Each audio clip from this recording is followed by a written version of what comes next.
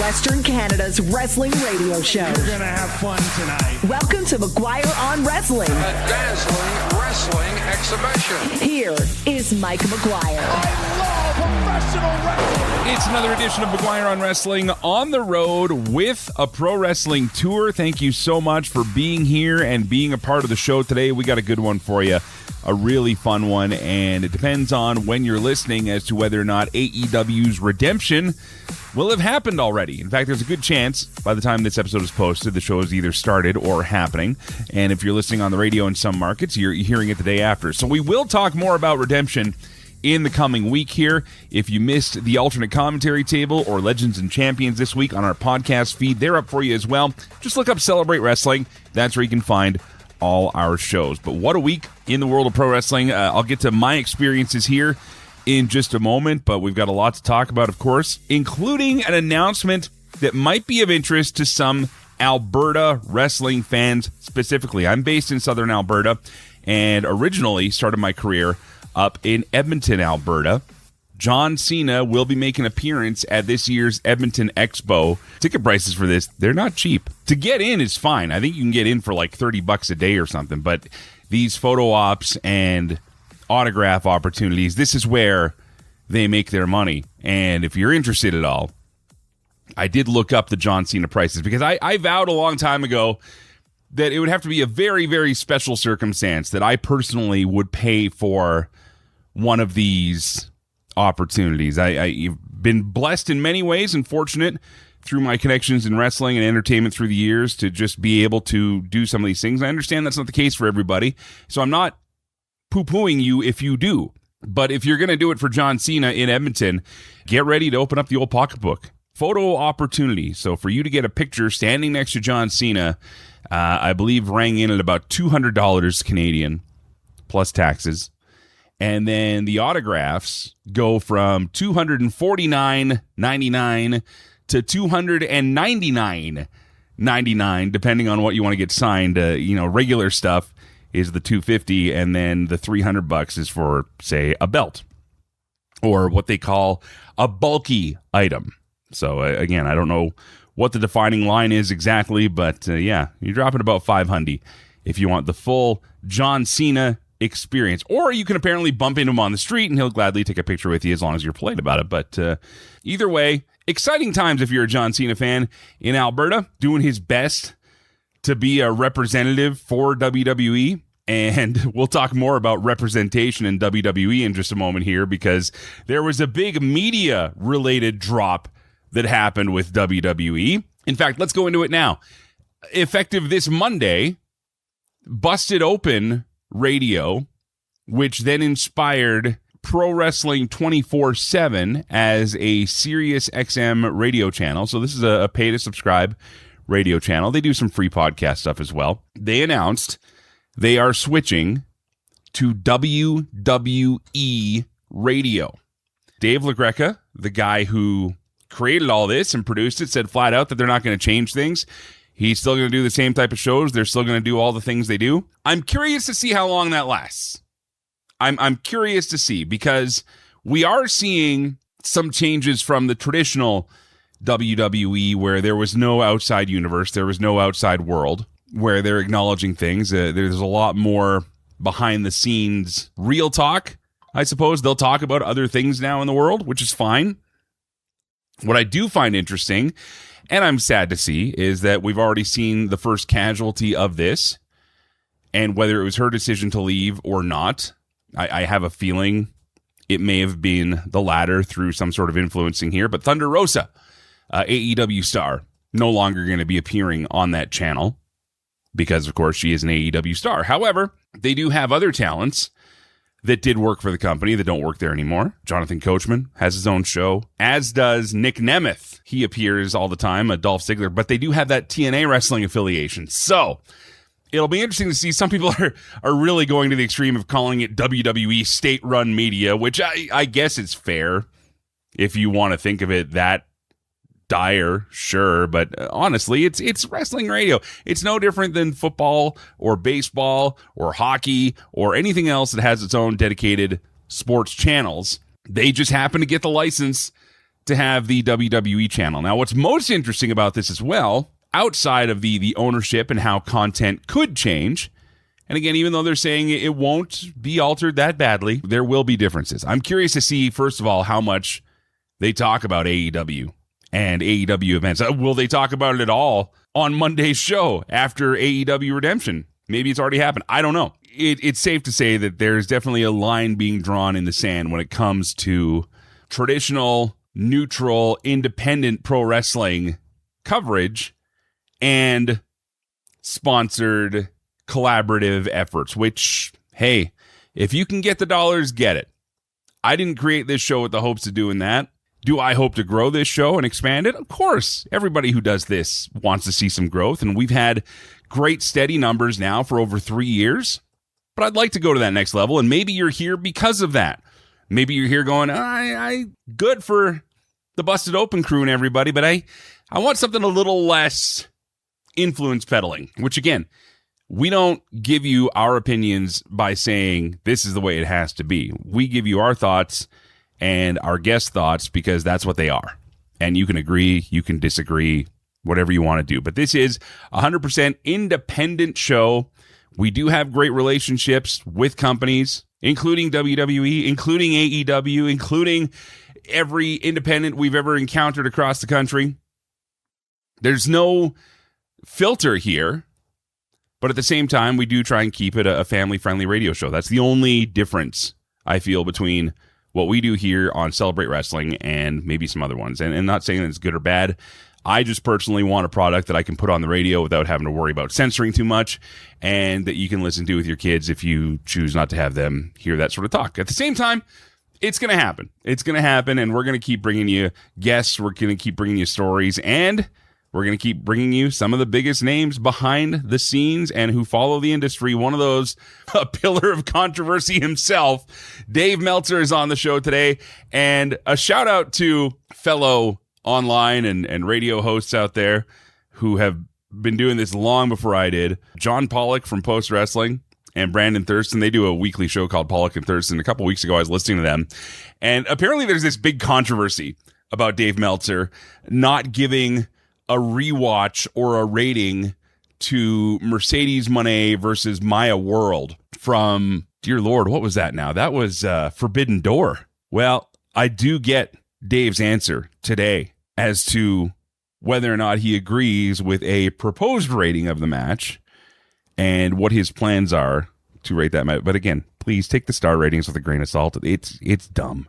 It's dumb. It's his opinion, okay? It's his thoughts. But it's been his thoughts for decades, and people still live or die by it in some ways. So if you want the answer to Dave Meltzer giving his thoughts on Mercedes Mone versus Maya World, that is guaranteed on the show for you today. That's the only guarantee I have for you. I'm actually in the hotel in Calgary now, recording the first part of the show. We have the conversation with Dave coming up, and then we also have maybe some time with one of the stars of the tour here. I did get to meet some new faces, and that's been fun. I do have some interesting thoughts coming out of this tour with Canadian Wrestling's Elite. I will say, first of all, congratulations to them. They opened up a new market in Brooks, Alberta, and a great turnout for that show. And again, these are small markets.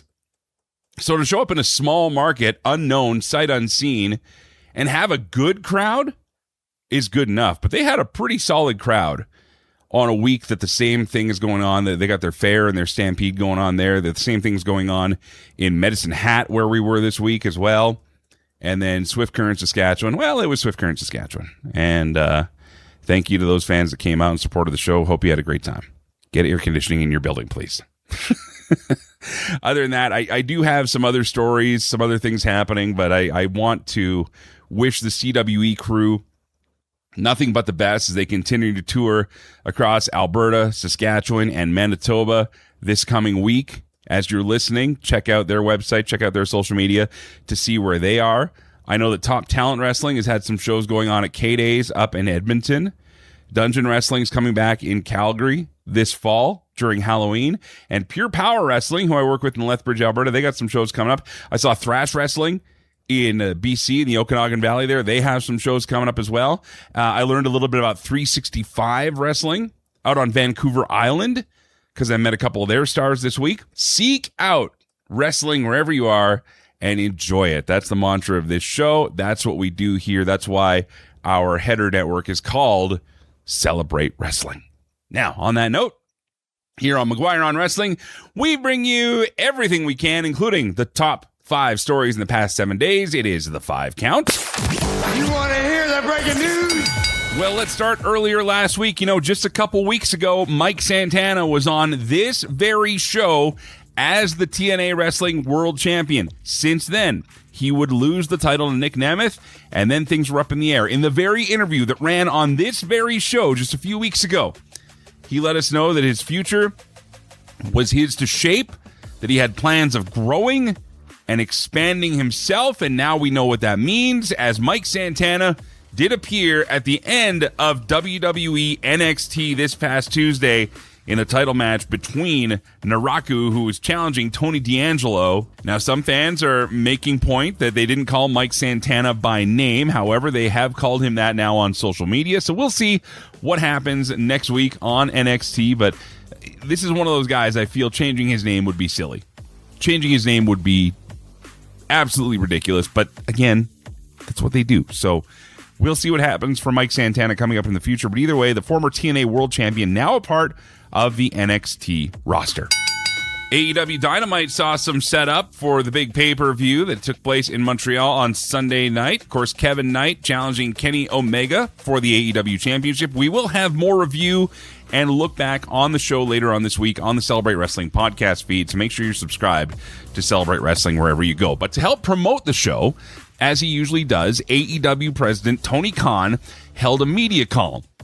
Now, in a bit of a difference from other AEW media calls, Tony Khan was actually quite open to answer some questions, especially when it came to the status of certain talents. One of those questions had to do with the talents Sammy Guevara and Ty Mello, who of course are husband and wife, as well as Anna Jay. Tony did speak to the contract status of Sammy and Anna Jay, saying that they are both in good standing. In fact, Anna Jay has an extension on her contract, but did say that Ty Mello had asked for her release just a couple weeks ago, not last year, as some outlets had reported. He went on to say that he was going to grant her that release. Khan had nothing but good things to say about all the stars, but went on to elaborate further on the status of one of his biggest names. He's had some major injuries this year that he's been fighting through, as a credit to him. And I think it speaks highly of MJF. That was Tony Khan answering a question regarding the fact that MJF is not appearing on the AEW Redemption pay-per-view, and not appearing at all, it seems, for the next few weeks on AEW television. Now, we talked about reports on this very show and comments from MJF himself that had talked about he was dealing with some injuries. Those reports now seem to be verified by Tony Khan himself. There is no timeline as to when MJF could be back on AEW television. Well, another friend of the show, Nick Aldis, ready to throw down at WWE SummerSlam against Gunther, part of the 2-day event in Minnesota. They did address the fact that Aldis is a former NWA World's Heavyweight Champion, and it's been about 3 years since Aldis has had an active match in a wrestling ring. In fact, you can find one of said matches on the Dungeon Wrestling YouTube page, called by yours truly, as well as Mitch and Dimitri, as Nick did sign off as the Dungeon Wrestling Stu Hart Heritage Heavyweight Champion. Either way, we're all proud to see Nick back in the ring and can't wait to see what happens this SummerSlam weekend. And finally, an update on the legal situation between former WWE owner and chair Vince McMahon and Janelle Grant from the lawsuit that effectively took McMahon out of control of WWE and eventually out of the company once details of the lawsuit were revealed. The final steps of arbitration seem to have gone into effect now, as Grant has filed and signed off on an arbitration agreement, which means there will be no court case, there will be no lawsuit going forward. We're not even sure if any details are going to be released about a settlement, but what started out as one of the biggest storms in pro wrestling seems to go out with a whimper here. And while many speculate that this could even signal a return to Vince McMahon and WWE working together, there have been reports that are contrary to that, saying that at this point, it just wouldn't make much sense. But then again, it's pro wrestling, so what does? You're listening to McGuire on Wrestling on the radio and online, and coming up, we're going to try and make sense of some of it, plus get stories from his first ever visit to Arena, Mexico with the Wrestling Observer's Dave Meltzer, and yes, we will talk about that Mercedes Mone Maya World star rating and whether or not he has a definitive answer for us here. Hang on! Some fun chat with Dave Meltzer on the way. This is McGuire on Wrestling. More than just McGuire on Wrestling, the Celebrate Wrestling podcast feed. Laugh along with Mitch and Dimitri on the alternate commentary table. You're the champion over there, and I'll be the champion over here, and we'll be alliances together. It's like, come on. No, you hang up. Come on. No, you hang up. Okay, let's hang up at the same time. 1, 2, 3. You didn't hang up. Me neither. I know. Just search and subscribe to Celebrate Wrestling. Always free. Always about wrestling. Celebrate Wrestling wherever fine podcasts are carried. It's time for the Wrestling Observer Insider with Dave Meltzer, McGuire on Wrestling. Back after his first trip ever to Arena, Mexico, Dave Meltzer, how was it, first of all? It was really great. It was tremendous. It was a great learning experience, and the atmosphere there is second to none. It's incredible, and the wrestlers are great. I know, and I mean, it's something to watch wrestling every night with these giant crowds in the same building and the atmosphere in front of the building, and you're just part of a really, I've been around hot promotions, and this is clearly a very, very hot promotion right now. So then you went to Arena Coliseo afterwards, which for those that don't know, including myself, that's kind of the more nitty gritty, real life sort of Mexican experience for you. And how was that? It's different, but it's more hardcore fans on the Saturday night card. The Friday night has a lot of tourists and a lot of casual fans. Saturday has, mostly people from the area, from that part of, not even all of Mexico City, but that part of Mexico City, because the traffic to going to Arena Coliseo is pretty tough. So, if you're in walking distance, it's great. And the entertainment's awesome. It's relatively low price, and you get, a 2.5 hour show. You can go out afterwards. The thing that's the most impressive to me is just the whole atmosphere at these shows. The crowds are so loud. And Arena Coliseo, they made sure the villains, they made sure the baby faces, but they're never mixed. It's like they just decide who they like, and it's like 100% in either direction. Like I think I saw 6 matches and 3 matches, 100% for the baby faces, 3 matches, 100% for the heels. And it's kind of tough for the baby faces in the other 3 matches, but they don't adjust their style or anything. They just go with the flow, and nobody seems to get frustrated. It's kind of like, well, that's just how it is. It's like sometimes in the United States, when that happens, the baby faces start getting all pissed off, and you know what I mean? Yeah.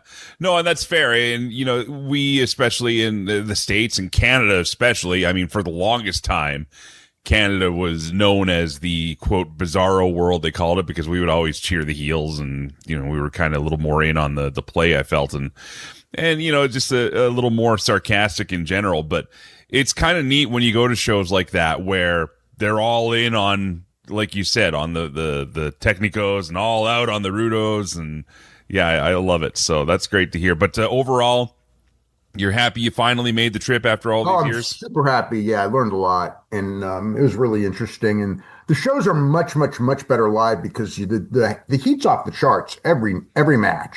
Mm-hmm. Like I didn't see one match where the heat wasn't off the charts. Nobody phones it in. Everybody works hard. And, when you get a rare angle, like it looked to be the Mystico angle for Anniversary, where he went out on a stretcher and they attacked him on the stretcher.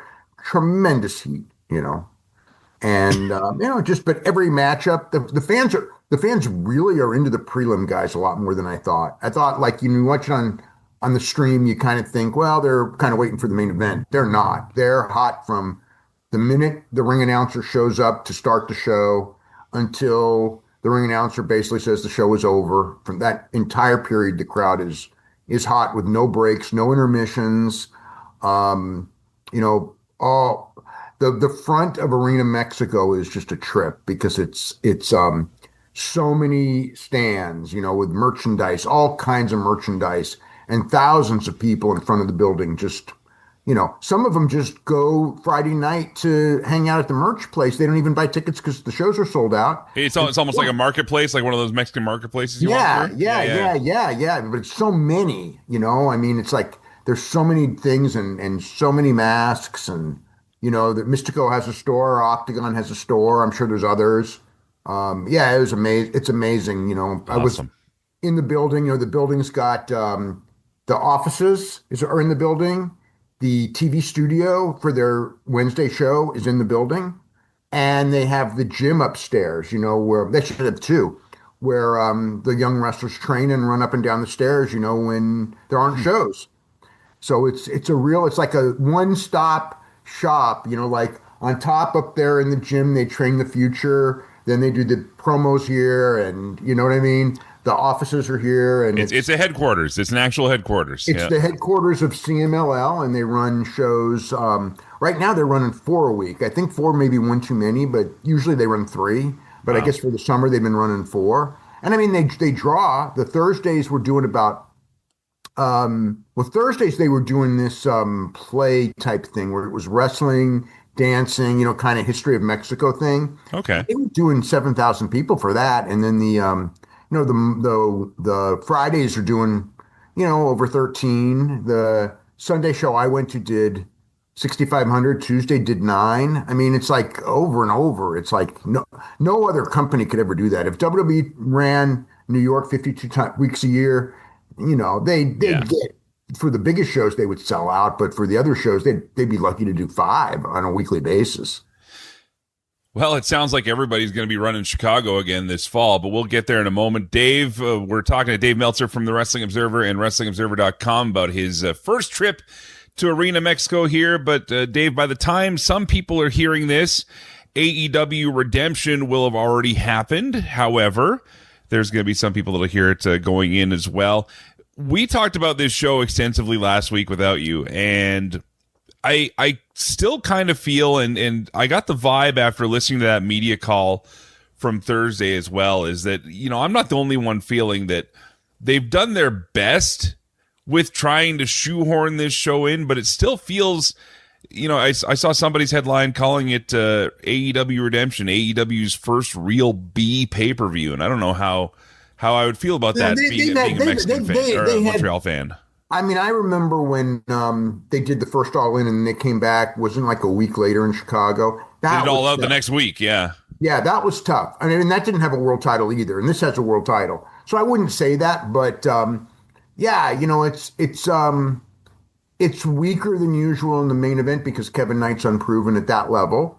I mean, I never say anything bad about Kenny Omega, especially right now. He's been wrestling so incredibly well, but and I'm sure the match will be great. But it's like, I think a lot of people are not ready for Kevin Knight as a main eventer. And I think he'll shut them up in the ring, but that doesn't mean he'll draw, and we'll find out. We'll find out essentially the idea of this show was, as everyone knows, was Kenny Omega and MJF. And I think that MJF's knee injury was such that he just wanted more time off to rest before All In.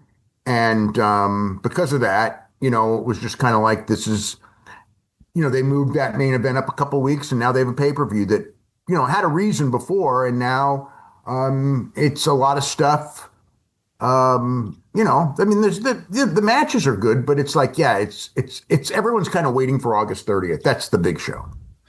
We talked about this before, where it feels like a very special Dynamite for AEW Redemption. You know what I mean? Like this would be equivalent to a strong TV card, like an extra bonus TV card. It's a loaded action show. I mean, you got a ladder match, and you got a double dog collar, and you got Young Bucks with Will Ospreay and Moxley. That's on paper, going to be great, and I think the main event will be great. But it's not the offering that they had certainly for Double or Nothing, or even Forbidden Door. Mm-hmm. But AEW's track record for these shows is really, really good. But it's not the biggest marquee show. I mean, it's going to be down, and then the next one's going to be way up. I think we've all known that going in. Sometimes WWE used to have this thing before they did Elimination Chamber, the pay-per-view, and they sort of still have it with Backlash, if you think about it. Like, they'll do WrestleMania, and then they come back with Backlash, and it's just, people aren't ready for it. And I think there's a little bit of that. Well, either way, and again, I don't want to judge a show before it's happened, but it was interesting seeing the build up to it, and I'm interested to see how the tickets are going to be, if they report any viewership numbers, what that would be like, or if you get a sense of what's going on there. So we'll see what happens here. But other than the world title match, there are, like you said, some great matches on this thing. What do you think could be the sleeper match coming out of this show? I think the ladder match could be really good because you got hungry guys that are awesome. The Young Bucks match, I wouldn't call that a sleeper match, though. That match will probably be really, really great. I'm trying to think what other stuff. Fletcher and Bandito on paper, based on what they did on TV, the interaction they had, I think that's going to be awfully good. But yeah, as a sleeper, if we're going to say a sleeper match, I'm going to say the ladder match is going to be a sleeper match because I don't think. It's guys that are hungry, that are super talented, and they're in a ladder match on a pay-per-view. To them, it's not a B show. To them, it's like, these are guys that rarely will get the chance on a pay-per-view to perform at this level. So I think we're going to see a lot of risks, and hopefully that doesn't detract, because sometimes when you have young guys who decide they want to do a lot of risks, it works against you because they start doing things that they too much, But I just think that that's the sleeper match in my book. We're talking to Dave Meltzer from the Wrestling Observer and WrestlingObserver.com. If you're listening to this after AEW's Redemption, we'll have some discussion about that, of course, upcoming. But of course, another big upcoming event next weekend, Dave. It is the back-to-back 2-day WWE SummerSlam. Before we get to the card and some of the developments that have come up there is a big question mark around the status, especially of one WWE star, and that is Bayley. Do we know anything about what the future holds for Bayley and WWE? No, nobody knows. She's the only one who would have a clue, and she hasn't been talking to anybody. So her contract's up in a couple months, and, it's not a secret. Mercedes wants her to come to AEW, and she's at a crossroads. I think... it just it just depends on her mentality. If your idea of pro wrestling is WWE and then you go to AEW, a lot of times it ends up being a disaster for all concerned. If your idea of pro wrestling is pro wrestling, I think for her career, it's probably the best move. I think that she'll get over with that fan base. And be higher featured, than she would have been in WWE. They really, they haven't really done anything with her. But I don't know her mentality. I don't know, what she wants. Is there certain if you want to go out with a bang, probably the best thing to do is go to AEW because you're going to get pay-per-view. She'll get a pay-per-view match with Mercedes to start with or early on, and once that happens, if she can wrestle against Mercedes like she has in the past, she'll probably hang at a pretty high level, better than WWE, where it's kind of like she's there, but they don't really do anything great with her. But, again, she may, your friends are in WWE. If you're in WWE, there's kind of that feeling that you're in the major leagues and anything else is a step down. And if that's her mentality, then she should stay in WWE. Okay, Dave, speaking of stars that have question marks around them, the 90-day no-compete clause is expired for a bunch of stars that were released from WWE 3 months ago. And, this might be an afterthought now, but do you think we see, A, any of them resurface anytime soon, and B, maybe even AEW Redemption? Do you have any tracks on anybody that might show up by the time I don't know anybody as far as for sure, but I would expect that some act should show up to, at the Redemption, if not Wednesday. But I think one tonight, because he likes surprises on pay-per-view, and there's, what is it? I forget the number, but it's around 10 people, most of whom are good, and I wouldn't take all 10 for sure, but there's certainly several that I would think would be really good, in the tag, Machine Guns and New Day. New Day, I think, are going. So I think that New Day showing up would make sense to me. They've already kind of, Kenny Omega and Austin Creed have already kind of shot their angle already. So I think that one's happening sooner than later. And, I mean, and the rest, it's like he doesn't need anyone. He could use some people. He's got a large roster. So I don't know. Like there's everyone that's on that list. It's kind of like, well, they could do well, but do they need him? And it's like no. And it's like, so how many people do you want to add? And only Tony knows. And Tony's not. I mean, Tony's definitely given the impression that there's going to be some additions this week. Talking to Dave Meltzer from the Wrestling Observer. This is McGuire on Wrestling on the Radio and online. Again, this week's show produced before AEW Redemption, so head to our podcast feed and our social media for more discussion there. And, of course, the Wrestling Observer will have a ton on that as well. Dave, a friend of the show, a guy I've had a chance to chat with numerous times, even just a couple weeks ago off air, Nick Aldis, returning to the ring. First time having an actual match in WWE. It's against his entire career. Yep. First time ever. He's excited. I don't want to speak too much for him here, but we did talk about it a little bit off the air, and I got a vibe that he's really, really excited for this. When fans are seeing this Nick Aldis versus Gunther match, I thought his promo, Aldis's on Friday, was fantastic because it kind of showed a different side and a different level of confidence than what the GM character has. We kind of got to see some of that old Nick Aldis there. But for fans that don't know what to expect with a Nick Aldis, maybe they didn't see the stuff with Cody for All In and the NWA back in the day, or maybe they don't even remember Magnus from TNA. But what would you say that fans can expect from a Nick Aldis Gunther match in your summation? I expect it to be really good because number one, I think with the nature of the angle, they can't do like a 7-minute match. So in a long match, I mean, a long Gunther match is going to be good against almost anyone. And then you got a guy who has to prove something to a new audience. So because of that, he's going to be wrestling really hard. So yeah, I think I think that might be one of the real sleeper matches for SummerSlam is that one and it's a good angle, for what it is. I'm not a fan of, because I think he's really good as general manager, and I'm not really a fan of the general manager jumping in. I know historically the announcer jumping in usually works. So this should be the same. It should. But it's like, I kind of like the idea of those guys not wrestling, but if you're going to do it, it was a good angle to set it up, and he's, he's a real wrestler. To me, he's not a retired wrestler that you bring back for, a 7-minute deal. He's a real wrestler. So, I'm looking forward to it, if that's what you mean.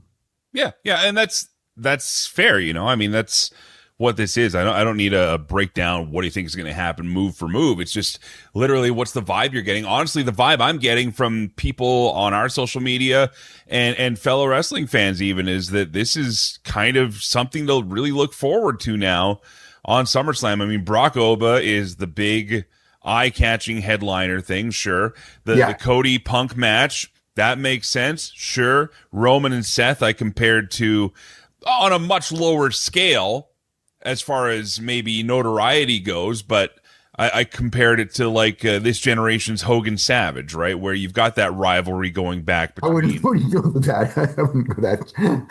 I mean, Hogan Savage was really big. Well, that's what I'm saying. I said on a much lower scale, okay? But I'm saying for guys that are tenured and heritage, they've been there a long time. I can see where you're coming from because of, all the years that they've both been on top and everything. That's what I'm saying. Yeah, and they'll have a good match. They'll have a really good match. That's the history they're trying to build with these guys is more what I'm trying to say than anything is that, they've got that. And then, of course, the other stuff they're throwing in the card here, they just announced Trick Williams and Baron Corbin for the U.S. title. That's going to be happening now. Like it's. Yeah. Well, I mean, we'll see. That's going to be real interesting to see because that's on Baron Corbin now. Because the thing with Trick is Trick's got all the charisma in the world, but on these pay-per-view shows, he, marginal. And I thought it was going to be Carmelo. And because of that, I was pretty confident because Carmelo is really, really good. Corbin is experienced. He may be able to pull it off. And he's easy to hate. So I think that he may be able to pull it off. And Trick will be a total baby face, although he really is anyway. And we'll see how that one goes. But that one's on Corbin. It's like Corbin, Trick's going to be strong no matter what. Corbin's going to be judged. If it's a bad match, it's not going to be on, it's going to be held against Corbin, unfortunately. If it's a good match, hopefully he gets the credit because he'll deserve it. You know what I mean? Mm-hmm. Yeah. Well, either way, again, SummerSlam being what it is, I'm still not a fan of 2-day anything. Just say I like 2-day WrestleMania because of what it was when it was 1 day, but I do think that this year a lot, especially with with the ticket sales and everything, made me think that maybe 2 days should be just WrestleMania. And I know a lot of people have been with the idea of 2-day Royal Rumble, and now I can tell you that I'm pretty negative on that idea after kind of the build up to this one. Well, that's just it. Wrestling can only have so many white hot phases, and that's kind of come and gone for the last couple of years here. We've talked about that, how just everything is down a bit. I mean, the Cena year was something special for its own reasons, but yeah, I mean, now we have this situation where everything is down. Just money-wise, everything is down. People aren't spending as much money going out or doing things. I mean, here in Canada, we have cities where restaurants are closing like crazy because they're just struggling to stay open. Yeah. So, we'll see what happens here. I don't know if WWE can even take that as a loss or a hit against them, performance-wise, because that's kind of the way the world is if they go back to 1 day. But I would love to see SummerSlam go back to 1 day for sure because, I just don't have it in me for this. But I guess talking about multiple shows on multiple days, we talked about this a couple weeks ago after that one weekend of wrestling where I said I was almost burned out on it all. You're going to get a lot of weekends you're going to be almost burned out. I think every AEW, I think they'll try to counter every AEW pay-per-view starting with the next show. I think this one they just didn't get around or whatever. This one, I don't think that they got the thing, and somehow right now it was kind of like, the Chicago thing was really obvious what the game is. I mean, I expected them to try to counter London. I also, when it comes to the London counter, I expect that to be an absolute disaster for them, but they're bound and determined to do it anyway. And then from that point on, I think we're going to get it. I think we'll get it on every show now. Well, for those that don't know about the Chicago situation here, AEW announced that they're going to be doing a show on the 28th in Chicago, big pay-per-view, and now WWE is countered. So run this through me again here. Is this a double booking on this thing, or how is this working exactly? Or is it two shows in the same building? As far as I know, okay, so the one in Texas will be two shows in the same building, which goes against London. And they're going to start early. Right. This one will be one show in Chicago. I would guess they'll probably they got to try to put it on YouTube or somewhere, because if it's just a house show, it's not going to hurt their pay-per-views at all. And obviously the idea of this show is a loss leader to hurt the other show. So I expect, they'll do that. And it looks like it'll be a AAA show with, Punk and some other big names. I mean, they have to do Punk. If they don't do Punk, then they can't run the Allstate Arena with AAA. It won't draw enough. If they have Punk and AAA and Punk and Dom as the main event, which they're certainly teasing, I think they'll do well as far as for a Chicago house show. As far as for a big show, maybe not so great, but Punk's, no matter what, Punk's a big name. Mm-hmm. He'll make a dent, a lot more than these NXT shows, which have just faltered greatly going against it. But strategically, they'll take a low rating every time if they can knock a few percentage points off the AEW pay-per-view. That's just the strategy right now. Sorry, I misspoke. September 26th, not September 28th for that yes. double Chicago date here. But either way, it's going to be, again, one of those weekends where all eyes are going to be on that. And, of course, we have, TNA still doing shows. We got a bunch of shows going on here. So even though we say that wrestling and entertainment may be down overall in the world. Wrestling interest is definitely diversifying, it seems, and the There's a increase lot of of good spread wrestling. is The main growing. event. Yeah, I of mean, really, I SummerSlam, can't even give CM up all Punk good defends wrestling the undisputed G1 WWE is fantastic. Championship It's so enjoyable against watching the it. American Nightmare, Cody CMLL Rhodes. is really strong. This might be where we have the most controversial segment in a while, Dave. And forgive me because I've been on tour here with the Canadian Wrestling's Elite, so I haven't had a chance to check every day here. But in the time since we last spoke, Dave, have you had a chance to rewatch Sasha Banks versus? No. I've been so busy. I haven't even had a chance to watch G1. So Have you heard about the internet speculation as to when or if you will ever re-rate or rewatch that match? Or I told people weeks ago it would be this coming week, and hopefully it will be. It's going to be difficult. I'm going to go out of my way, but things can happen in the sense of if I don't watch it by 1 a.m. on Thursday, I'm not staying up to watch it. Sorry. That's my limit, but I'm going to try. I'm going to try this. And a follow-up on that, Brandon Thurston over at WrestleNomics, did you hear the math that he put together based on your previous ratings of other matches similar and involving similar whatever, but it's funny because on my website, it's really become, I think you probably compared to Cage Match, which me and Cage Match are usually pretty tight on almost everything, but in cases, from what I am told, because I haven't really looked at Cage Match, apparently they've been way underrating G1. They've been way underrating CMLL. From people who watch everything, and way overrating women's wrestling. So if that's the case, then if that's consistent, then whatever. I know. Look, I do polls. I did a poll on that show. It was a very polarizing match, but more people did have it for worst match on the show than best. So the idea that because Cage Match, which always overrates Mercedes because she's got that flood of fans who come in to vote, rated it something where it should be like a 4 3/4 star match or whatever. The reality is that I do my polls, and again, it took 4th for best match, so a lot of people liked it because that's a hell of a show. Sure. It took tied for second for worst match, so a lot of people didn't like it. So whatever it is, it's a mixed opinion match. I don't care what anybody else says.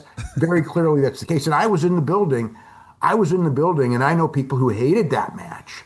Okay, but I think the bigger question here, Dave, is: are you surprised at all that there's been this much controversy about your pending rating, which we've talked about before? Is it's your stupid. Opinion? No, I'm not. Am I surprised? Yeah, especially now because there's so many big stories. There's so many big stories in wrestling, and people going, bringing this up, and it's like, dude, the whole future of AEW is at stake in this business, in this WBD thing with the lawsuits and everything. That's going to be what I'm covering. You know what I mean? We got all these big shows. We've got these people jumping on, WWE trying to book over AEW, and you're worried about. I wrote about that match in depth weeks ago. If you want to know my opinion, you want to know the opinion of readers, you want to know everything, it's all there. You want a couple of 3 3/4 or 4 or 2.5 or whatever, you'll get that this week too. But that's, in the grand scheme of things, that is so ridiculously unimportant to me and should be to everyone if you're really wanting to follow wrestling. The people it's that important to, I kind of think you need a perspective to look at what the important things that are going on in the business right now. Wow, there you have it from Dave Meltzer himself. Don't worry about the ratings so much. I love it. All right, Dave. They're just match recommendations. That's all they are. That's all they're meant to be. It's like, hey, you want to see a great match? There it is. Because so many of them, you don't, we fall behind the weight. There's so many of them now. Yeah. Yeah. It's not like in the 80s where you get one match like this every 2 months. You get 4 every week. It's just the quality of the wrestling now, especially worldwide, it is just ridiculous. Well, Dave, if you're curious at all, Brandon Thurston, he's a nerdy numbers guy too, and I guess he surmised using your own past ratings, your own stuff, that you would say it could be a 4 3/4 star. But no, I was there live. There's no way look. there's no way that's a 4 3/4 star match because I was just there live. All right, I'm just saying. It's like no matter what I watch on tape, I can't imagine that even being possible compared to the stuff that I just watched 3 shows at Arena Mexico, and there were multiple matches much better than that one. So, that I didn't give 4 3/4 to. I did do one, but most of them, like the women's match on Friday, was 4 1/4, and that was a hell of a match. So, all right. I mean, I don't know what I'm gonna. I don't know, but I mean, I was there live. I saw it. I don't think it'll be 4 3/4. All right. We have poked the bear, ladies and gentlemen. For those of you curious, we have gotten our answer, so to speak. But Dave, always appreciate your time. I literally got to run out of this hotel room and get to Calgary for our next date here. But thank you as always. Next weekend, of course, SummerSlam. I don't know if we'll be able to touch base here because I'm also going to be on the road again. But we'll try and figure something out. But either way, Dave, have a great week. I'm glad Mexico was great for you. And thank you for everything as always. Really appreciate it. I'll see you next week or the week after. This is McGuire on Wrestling. McGuire on Wrestling, Western Canada's wrestling radio show. Brett the Hitman Hart, how are you, sir? I'm very good. Now spanning BC, Alberta, and Saskatchewan. MVP. It's good to be back with you, Mike. You can hear extended versions of the show, bonus podcasts, and exclusive interviews by following the Celebrate Wrestling podcast feed. Killer Cross. I'm actually enjoying this conversation. Apple Podcasts, Spotify, iHeartRadio, and wherever fine podcasts are downloaded. Just search and subscribe to Celebrate Wrestling. Welcome back to McGuire on Wrestling. Welcome back to the show. First time we've ever done this, but closing segment being recorded this week at a live pro wrestling event. You might hear in the background a match going on CWE's Canadian Tour with Derek Diggler, part of the Double D's, who was a guest on the Independent Spotlight a few weeks back. You can find that in the Celebrate Wrestling podcast archives.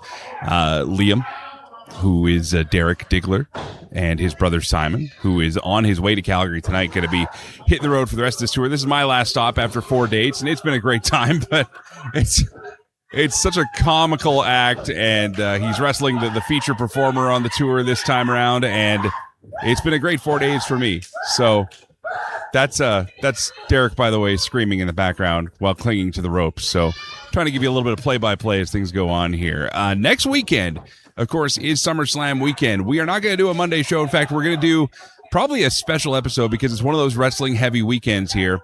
So keep subscribed to the Celebrate Wrestling podcast feed and stay tuned for more details on shows coming up. We will talk somewhere in the week, though, about AEW's Redemption pay-per-view and what came out of that, as well as, of course, follow up with SummerSlam the following week as well. But as this show goes out on Sundays, we want to keep it as fresh and up to date as possible. So working on something special for you in the next few weeks here as far as programming goes on the Celebrate Wrestling podcast feed. And for those of you listening on the radio as well, truly appreciate that. As for upcoming events, I talked about it earlier how there's a ton of great promotions out there just here in Western Canada, but if you're out east as well or anywhere, let us know about them on the Celebrate Wrestling Facebook page. A ton of great conversation going on there all the time when it comes to different events, different shows, and that goes for TV as well. I'm also going to have thoughts on WWE Radio next week after hearing it first, because that's the thing. We got to let it happen before we start judging. And like I said before, a wrestling radio show like this is the dream. If I could do half of what guys like Dave LaGreca or even the live audio wrestling guys back in the day could do, make that a career, that's, I think, the dream for anybody that does a show like this. But when it comes down to it, sorry, a toupee was just ripped off in the ring here. So I'm watching the reveal of that happen. But if you can talk about wrestling in a way that's fun and entertaining in the same way, you find a way to get sponsored. I saw Sean Ross Sapp actually talking about how if we could get sponsors to just back these shows, then you wouldn't have to rely on things like paywalls. We've never done a paywall here. If you want to support the show, you can financially at CelebrateWrestling.com. But for the most part, this is a hobby out of a passion, out of a love. And again, I've been around pro wrestling longer than I've been around radio. I plan on being around pro wrestling longer than I'll ever be around radio, because this is what I love talking about, and I appreciate so much that you're a part of it as well. But we are going to bookend the show here now. I got to keep an eye on this match and keep an eye on the bell here as we continue with another edition of McGuire on Wrestling. We're back with you next week. Legends and Champions coming back, the alternate commentary table, and more. So until next time, friends, as always, thank you for listening and letting me do what I do. And Derek Diggler do what he does. Until next time, play safe, drive safe. Be seen. Yep. McGuire on Wrestling. Online and on the radio. You can hear extended versions of the show, bonus podcasts, and exclusive interviews. Just search and subscribe to Celebrate Wrestling. Always free. Always about wrestling. CelebrateWrestling.com.